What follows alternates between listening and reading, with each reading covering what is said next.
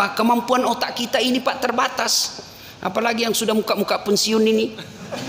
Oh, ibarat kaset kosong, kaset kusut lagu lama. Susah merekam Pak. Maka kadang-kadang kita bawa merekam. Dari situ saya pulang, saya baca kembali. Dengan seperti itu alhamdulillah saya bisa jadi ustadz. Ya. Datang ke masjid. Dan alhamdulillah tidak ada tuh orang di penjara karena rajin ke masjid. Saya heran, saya sering masuk ceramah Pak di penjara. Itu Bapak masuk penjara berlapis-lapis pintu, sampai 3 lapis 4 lapis pintu. Ada polisi, ada macam-macam. Polisinya dari Kemenkumham 4 lapis Pak, pintunya semua terali. Tapi penuh orang di dalam, bersesak-sesakan. Masjid tidak ada satpamnya, buka 24 jam, tidak dikunci, sepi di dalam Pak. Kadang-kadang ada orang bilang susah masuk surga Ustaz. Saya bilang salah kok dek. Kadang-kadang ada orang bilang susah masuk surga. Salah kau. Yang susah itu masuk neraka. Kok bisa Ustaz? Coba lihat. Narkoba bayar atau gratis? Bayar. Selingkuh bayar. Apalagi kalau diperas Pak. Dia bilang ceweknya ini, kalau kau tidak belikan saya AC, saya share ini foto kita berdua. Hancur Pak. Sudah dibelikan AC, dia minta lagi motor. Habis duit kita. Bahayanya itu Pak. Narkoba bayar, judi bayar, mabuk bayar, dugem bayar, selingkuh bayar, semua dibayar. Dan itu pintu masuk neraka. Sholat gratis, puasa gratis, ngaji gratis, berjamaah gratis, naik haji kalau mampu.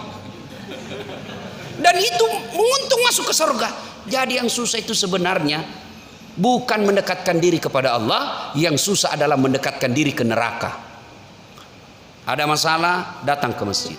Ibu-ibu bertengkar dengan suami, tidak usah putus asa, minta pertolongan kepada Allah. Adik-adik mau kerja, minta pertolongan kepada Allah. Ustaz, saya sudah 3 tahun menganggur Ustaz, tidak punya kerja Ustaz. Yuk perbaiki sholatmu. Ngadu dalam pertolongan Allah, minta pertolongan Allah. Selesai ke sholat, minta kepada Allah. Tidak ada yang mustahil kalau Allah yang kabulkan. Soal jadi pegawai kecil buat Allah, kecil.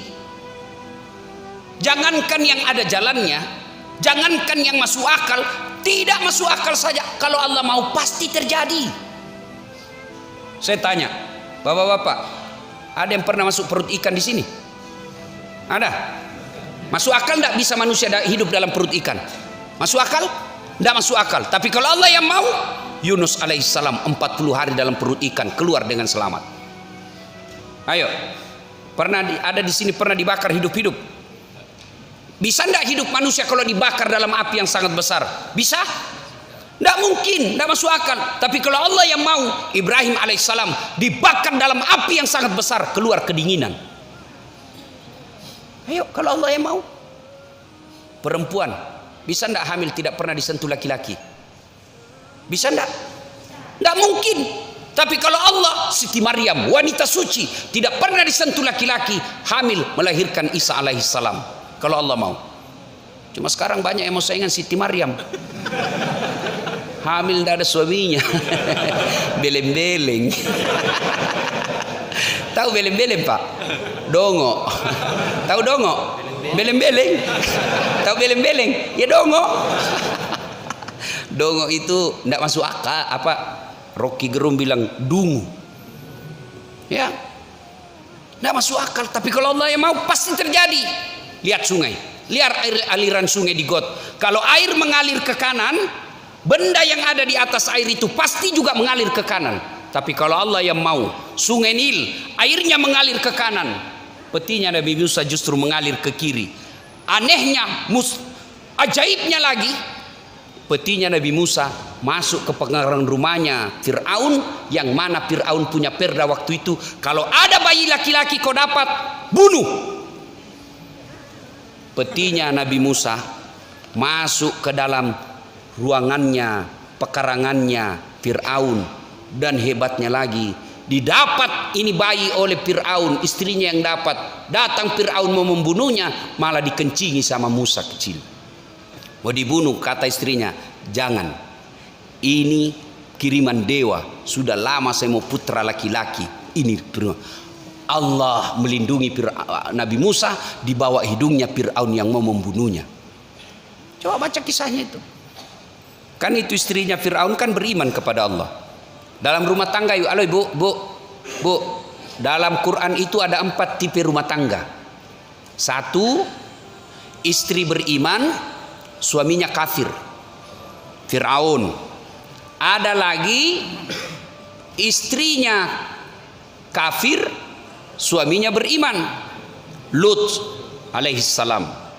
Ada lagi istri beriman, istri kafir, suami kafir. Siapa? Abu Lahab. Dan yang keempat, istri beriman, suami beriman. Siapa dia? Ibrahim alaihissalam. Kira-kira ibu mau rumah tangga yang bagaimana? Ibrahim. Tapi ibu harus tahu, Ibrahim itu 2 istrinya.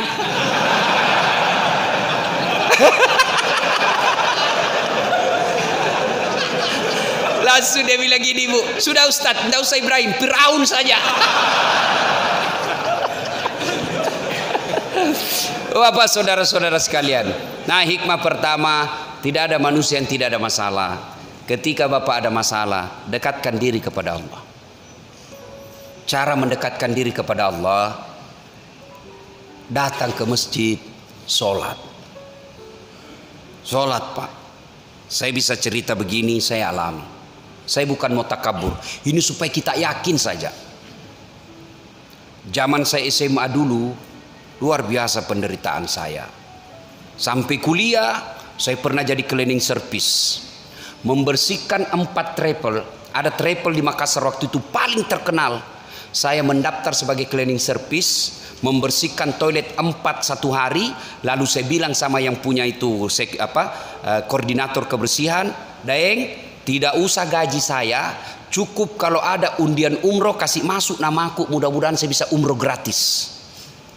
Sampai tutup itu kantor, Pak, tidak dapat. Saya pernah menjadi loper koran yang membawa harian Fajar, koran terbesar di Indonesia Timur. Saya pakai sepeda selesai sholat subuh, sepeda saya BMX. Dicuri lagi sepedaku. Sampai sekarang saya tidak tahu siapa itu yang curi, kurang ngajar. Saya pernah menjadi pegawai catering, orang bau-bau, namanya Bapak Reza. Saya bilang sama Bapak Reza, saya yang bawa semua makanannya, tidak usah gaji saya, cukup kasih makan saya dengan adekku 2 kali 1 hari. Saya bawa semua cateringnya, rantangnya itu ke Jalan Ahmad Yani.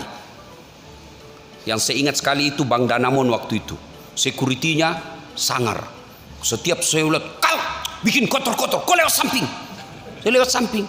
Sekarang saya jadi ustadz, saya pergi ceramah, dia masih jadi security. Coba, saya sering rasakan itu, Pak. Dari kampung saya namanya Desa Bungi ke Makassar, itu 216 km. Naik mobil waktu itu kalau bayar full 5.000. Tapi karena saya bayar setengah, kadangkala 1.500, berdiri. Yang paling setengah mati kalau malam, 6 jam kita berdiri, ngantuk, Pak. Kadangkala kita jatuh. Untung kalau ada orang kasihan sama kita, kau duduk di sini deh. Saya sering rasakan itu ke rumahnya teman atau keluarga, dia sinis mukanya lihat kita, datang saja itu cari pembeli ongkos mobil. Rasakan itu. Dan saya pernah rasakan, saya keluar dari kuliah itu, kalau saya mengajar saya ingat terus itu ruangan itu 207 PIS 3 lantai 2 Unhas Sospol. Saya keluar dari ruangan itu, dia tunjuk saya temanku, Dasat, enggak malu kok itu bajumu rombengan. Tahu rombengan, Pak?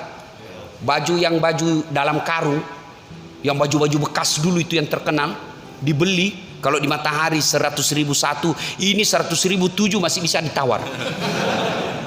Itu enggak malu-malu kau cakar semua bajumu. Saya tidak marah, saya hanya berdoa kepada Allah, ya Allah, berikan saya umur yang panjang supaya saya bisa berbuat baik sama orang ini. Saya pernah menjadi tukang cuci keluarga-keluarga saya. Saya datang sama keluarga saya, enggak usah kau gaji tukang cuci, saya yang cucikan kau, terserah kau mau bayar saya berapa. Tapi saya selalu yakin, Tidak ada manusia yang tidak ada masalahnya. Selama baik ini ibadahku, insya Allah ini hanya sesaat ini penderitaanku. Perbaiki sholat saya, perbaiki berjamaah saya, perbaiki sholat sunnah saya dengan izin Allah. Alhamdulillah. Itu kawan saya yang pernah hina saya bilang baju cakar, sudah tahun ke-8 Ramadan kemarin saya kasih zakat. Dulu saya jadi cleaning service supaya bisa umroh. Sekarang saya bisa punya umroh, punya travel sendiri. Saya bisa umroh kapan saja saya mau. Kalau saya dulu jalan kaki, alhamdulillah. Sekarang saya punya kereta mobil, beberapa unit yang saya pakai sekarang di Makassar operasional saya. Belum ada 10 mobil seperti itu di Makassar. Dengan izin Allah. Ini gelar saya yang terlalu banyak. Kan tidak masuk akal itu, bos. Kadang ada orang bilang, nipu-nipu saja itu Ustaz. Saya kasih lihat kok sertifikatku, ijazahku kalau kau tidak percaya. Gimana ceritanya? Bersamaan waktunya, saya S2 bersamaan waktunya, S3 bersamaan waktunya, satu luar negeri, satu dalam negeri, dan itu bisa selesai. Gimana caranya? Begitu pening otak saya ngadu kepada Allah. Sholat, tidak ada yang tidak masuk akal kalau Allah mau. Perbaiki saja sholat ini anak muda ini, masih di muda kau. Kau perbaiki sholatmu, Allah yang ngangkat kau derajatmu. Kecil buat Allah kasih jadi kau kepala dinas, kecil buat Allah kasih jadi kau wali kota. Yang penting dekati Allah. Saya bukan mau takabur. Bicara soal politik, saya pernah tercatat dalam lembaga negara calon wali kota Makassar 2013. 10 pasang calon kalah, tidak, cuma yang menang lebih banyak suaranya.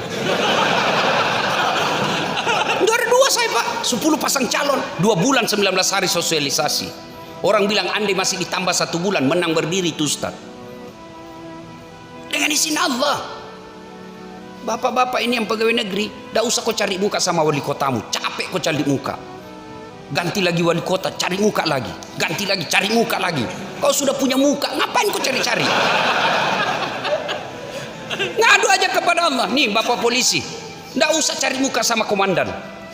Bapak cari muka sama manusia, disuruh kerja 10 disuruh kerja 9 yang benar, 1 yang salah, yang 1 dia persoalkan. Dongo ini, kenapa enggak? Dia lupa yang 9 baik.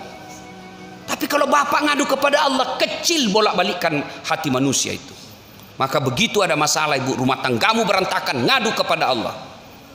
Kau bangun salat tengah malam, ya Allah, tidak mungkin aku bisa mengawasi suamiku. Engkau yang mengawasi suami saya, engkau yang membolak-balikkan hati suami saya. Pelihara suamiku, lindungi dirinya dari wanita-wanita jahat. Laksanakan sholat tahajud. Ini curhatnya di mana? Berdoanya di Facebook. Sibuknya itu Tuhan mau baca statusmu. Sedikit-dikit update status, ya Allah lindungi suamiku. 1 jam kemudian, ya Allah murahkan rezeki suamiku. Tapi bukan di atas sajadah, di mana? Di Facebook. Sibuk betul Tuhanmu mau baca statusmu. Yang ketawa saya serius ini. Ayo ngadu kepada Allah. Coba angkat tangan yang ada masalahnya. Nah itu bapak, apa masalahnya Pak di belakang? Mau kawin lagi? Ini masalahnya laki-laki ini umumnya mau kawin lagi takut sama istri. Semua kita punya masalah Pak. Berarti bukan masalah itu. Bapak kira Ustadz tidak ada masalahnya? Dalam dakwah saja kita kadang-kala dihina. Capek, belum apa-apa, disuruh lagi lambut ceramah, tidak dihargai perasaannya kita. Kadang-kala kita seolah-olah dikasih seperti gembel pengamen, nanya bagaimana kalau begini, berapa honornya Pak? Bolehkah datang Bapak sehari 5 kali ceramah dengan honor yang sama? Kok kira itu enak perasaan kita? Kok kasih tahu begitu? Semua orang punya masalah, tapi ketika kita lagi gundah ada masalah itu, lebih kembalikan kepada Allah. Siapa Dasat? Siapa saya ini? Nabi saja punya masalah. Manusia paling mulia, tidak ada dosanya, doanya pasti dikabulkan Allah. Apa tidak punya masalah? Beliau masih dalam perut, sudah yatim, lah wafat bapaknya. Baru 2 hari 3 hari setelah dilahirkan sudah diambil ibu susunya. 4 tahun bersama ibu susunya. Usia 4 tahun diambil sama ibunya, usia 6 tahun sudah wafat ibunya di desa Afwa ketika pulang ziarah kubur. 6 tahun Rasulullah sudah yatim piatu, diambil oleh kakeknya. 2 tahun dalam pemeliharaan kakeknya, wafat lagi Abdul Muttalib, diambil oleh pamannya. Masya Allah, masalah demi masalah beliau hadapi. Itu Nabi, kekasih Allah. pun ada masalahnya. Apalagi kita yang tukang bohong. Sama istri aja kita tipu. Cari duit tidak ada. Benar bu, tidak ada. Padahal di bawah kos kakinya disimpan. Pastilah punya masalah. Nah, begitu ada masalah tidak ada pilihan lain. Takarrub ilallah, dekatkan diri kepada Allah Subhanahu wa taala. Dengan cara apa? Perbaiki sholat. Saya kalau ceramah itu Pak, ini aja saya bahas. Sholat, baiki rumah tanggamu. Ya, sholat Pak. Tidak ada yang mustahil kalau Allah menolong kita. Perbaiki aja sholat. Saya sudah sholat Ustaz. Betul Bapak sholat tapi main-main. Banyak kan kita sholat cari duit. Allahu Akbar. Tadi 200.000 uang. Beli bensin 100.000. Pulsa 50.000. Mana yang 50 ya? Allahu Akbar. Sambil dia periksa itu kantongnya. Sami Allahu liman hamidah. Belum dia dapat. Allahu Akbar. Di mana aku simpan? Begitu salam. Assalamualaikum. Di bawah sadel. Wah. Dari takbir sampai salam duit dia cari. Allahu Akbar. Rakaat kedua tiba-tiba dia ingat. Kunci motor melengket di motor. Pasti kau tidak husuk lagi bos. Hilang sudah motor. Allah. Bagaimana sholatmu bisa memperbaiki diri? Ayo. Kalau bapak punya masalah dan sudah sholat, bukan masalahmu, tapi masalahmu sholatmu belum bagus. Ayo perbaiki sholat pak. Yang kedua, hikmah dari kisah ini. Ternyata bapak ibu saudara-saudara sekalian, dalam hidup ini salah satu lagi cara untuk menyelesaikan masalah silul arham, sambungkan persaudaraan. Tadi hubungan kepada Allah. Sekarang yang kedua horizontal. Nabi tadi lapar kan, tidak perlu mengeluarkan uang. Kenapa? Diberi makan oleh Abu Ayyub Al-Ansari. Artinya apa? Dengan persaudaraan kita bisa murah rezeki. Kata Nabi kan, siapa yang mau dipanjangkan umurnya, dimurahkan rezekinya, dia selesaikan masalahnya, hendaklah dia menyambungkan persaudaraan. Dan saya rasakan pak, saya ini tidak banyak uang, tapi temanku banyak uangnya. Saya tidak banyak uang, tapi banyak teman saya yang banyak uangnya. Aman pak. Saya di Makassar hampir tidak pernah laku duit saya. Kemana-mana ada yang bayarkan. Saya baru turun dari mobil, kalau ke pasar ada yang teriak, Assalamualaikum Ustaz. Dalam hatiku aman dan terkendali. Ada yang isi ikan, isi telur. Begitu saya mau bayar, ndak usah Ustaz. Ndak enak pak. Berapa? Ndak enak. Berapa Ustaz? Ndak enak. Ndak usah Ustaz. Ndak enak pak. Padahal itu memang yang kutunggu. Itu istri saya senang betul itu kalau saya ke pasar. Dia suruh ke pasar, ndak laku duit saya. Yang kedua, banyak teman, gampang selesai masalah. Contoh yang tadi kan, tidak perlu keluar duit, Nabi sudah kenyang.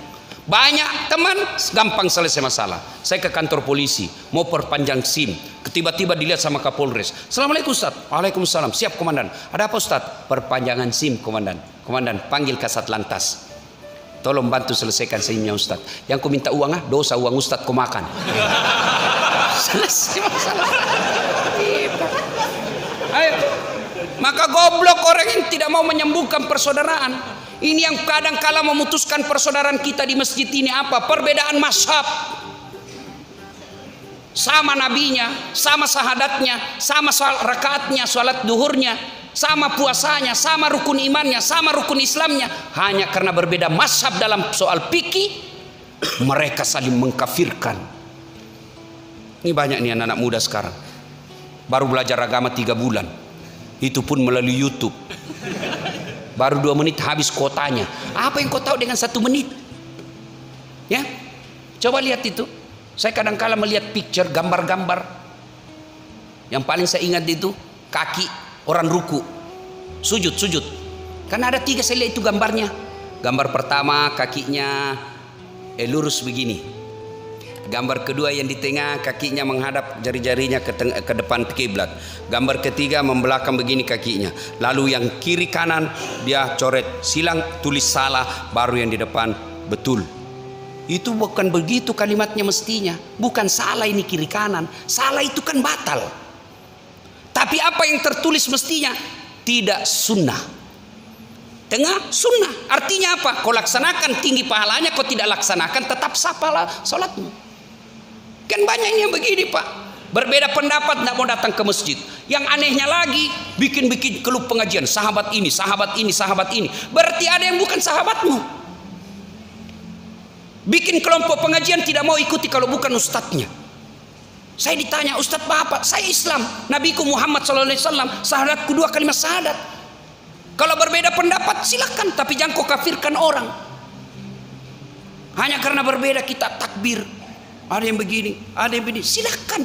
Ada juga yang saya lihat dia pegang kepalanya. Terserah, yang penting jangan kau salahkan orang. Ada juga takbir kayak kacamata. Allah. Silakan, yang penting ada dalilmu. Ya. Kita berbeda pendapat boleh dalam Islam.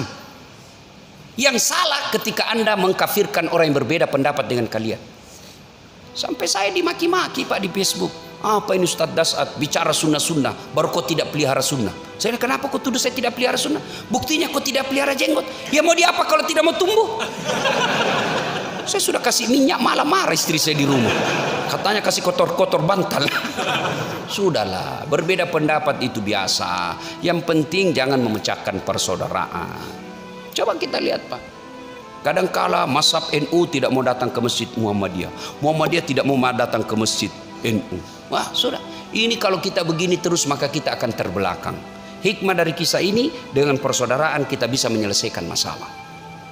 Yang ketiga, kisah dari ini. Subhanallah, ternyata kita ini nanti dimintai nikmat yang Allah berikan, diminta tanggung jawabnya. Kadang-kala kita bilang, nikmat apa yang Allah berikan? Saya Ustadz orang miskin. Nikmat itu yang paling tinggi dan tidak bisa dihitung, fi ahsani taqwim, nih badan kita. Mau Pak? Ibu-ibu, mau saya kasih handphone? Mau? Gratis Ibu, pulsanya 5 juta, iPhone X Max, mau Ibu? Mau. Tapi begitu saya kasih langsung tuli. Mana yang mau tadi? Ayo, mau diapa handphone kalau sudah tuli? Halo? Halo? Rusak lagi nih HP. Halo? Bukan HP rusak, telingamu yang bermasalah bos. Berarti yang mahal bukan handphone, yang mahal bukan seluler, yang mahal bukan pulsa, tapi yang mahal adalah telinga. Allah kasih kita telinga gratis, tidak perlu dibayar. Ayo. Mau lagi saya kasih contoh? Mau? Bapak minum, makan, itu ada racun. Dan mata kita tidak bisa memisahkan mana racun, mana bukan. Siapa yang memisahkan itu? Ginjal. Dan Bapak tahu harganya itu ginjal 600 juta lebih kalau di Hong Kong, 600 juta. Allah kasih 2 gratis, tidak perlu bayar. Berarti ginjal lebih 1 miliar Bapak punya. Ayo, mau jual ginjalnya Pak? Ayo, Bapak langsung punya duit 1 miliar lebih. Mau lebih hebat lagi, jual jantungmu. Jantung 1 miliar harganya lebih di Hong Kong. Bapak jual jantungnya, dibeli orang 1 miliar. Allah kasih gratis. Coba kalau disuruh bayar itu Pak. Ada orang kesehatan di sini. Coba Bapak lihat itu orang yang bernapas oksigen.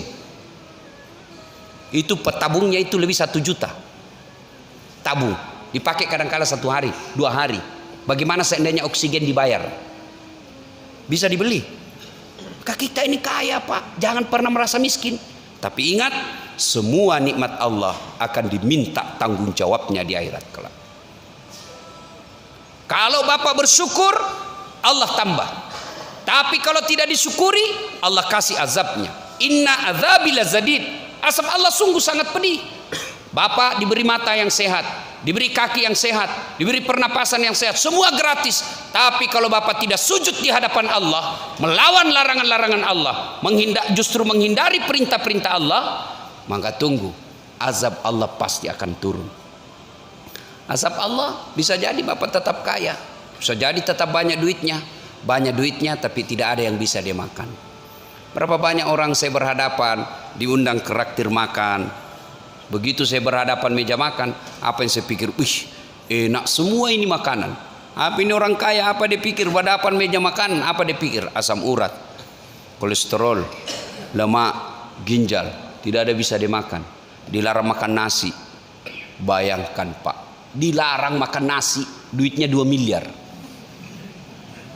Dilarang makan nasi, dilarang makan daging, dilarang makan sayur, dilarang makan garam, dilarang makan gula. Apa aja bisa dia makan. Ubi rebus. Padahal duitnya 2 miliar. Mobilnya harga 1 miliar. Baru 1 jam di atas mobil sudah stres, nggak bisa tenang. Mati kita kiri kan. Mobilnya itu 1 miliar tuh harganya, nggak bisa dinikmati. Itu karena Allah sudah menyiksa kalian. Maka syukuri. Semua akan diminta tanggung jawab. Tangan kita akan diminta tanggung jawabnya. Telinga kita akan diminta tanggung jawabnya. Semua. Itulah ayat tadi yang berbunyi, al-yauma nahtimu ala afwahihim wa tukallimuna aydihim wa tashhadu arjuluhum bima kanu yaksibun. Masuk tahun baru Hijriah. Maka begitu Bapak menghadapi masalah, Bapak tidak usah stres. Begitu ibu menghadapi persoalan dalam rumah tangga, ibu tidak usah sengsara. Lebih baik dekatkan diri kepada Allah Subhanahu wa taala. Ya. Kalau Allah telah menolong kita, maka tidak ada yang sia-sia. Sudah ditolong Allah, masalahnya tetap ada. Maka bagi orang Islam, kalau dia sabar menghadapi masalah itu akan menggugurkan dosa-dosa dan kesalahannya. Suatu kali datanglah anak muda kepada Nabi menghadap. Ya Rasulullah, saya banyak dosa dan kesalahan. Saya takut azab neraka ya Allah. Ya Rasulullah, saya takut disiksa api neraka ya Rasulullah. Nabi bertanya, pernahkah kau mengalami masalah sehingga kau merasa hidupmu sangat tertekan, rasanya kau tidak mampu lagi menghadapi hidup ini? Pernah ya Rasul. Apa kau ikhlas menerima masalahmu itu? Iya ya Rasul. Kau tidak menyalahkan Allah? Iya ya Rasul. Maka Nabi menjawab, ketahuilah, itulah yang akan menghindarkan kalian dari dosa-dosamu, mencuci dosa-dosamu, dan menghindarkan kalian dari api neraka. Berarti kalau Bapak punya masalah yang sangat pelit, masalah yang sangat besar sehingga rasanya kita mau hilang saja dari dunia ini, tapi kalau Bapak sabar menghadapinya, tidak menyesal, lalu tidak menyalahkan Allah, ikhlas menghadapi semua cobaan dan hukuman dari Allah, maka itulah yang akan meringankan dosa-dosa kita di akhirat kelak. Ibu bapak saudara-saudara sekalian, inilah tausiah kita pada taklim kita kali ini. Mudah-mudahan ada manfaat. Lebih dan kurangnya mohon dimaafkan. Jika ada kata dan kalimat yang salah, mohon dimaafkan. Jika masih mau mendengarkan ceramah saya, silahkan simak tablik akbar Damai Indonesia Aku TV One setiap hari Sabtu atau Ahad pukul 14.30. Cuma itu agak lama Pak nunggu, biasa sekali seminggu, biasa sekali 2 minggu. Lama baru muncul lagi. Tapi kalau Bapak mau setiap saat nonton ceramah saya, ambil handphone, buka aplikasi YouTube, tulis nama saya Das'at Latif. Keluarlah ceramah saya yang ratusan.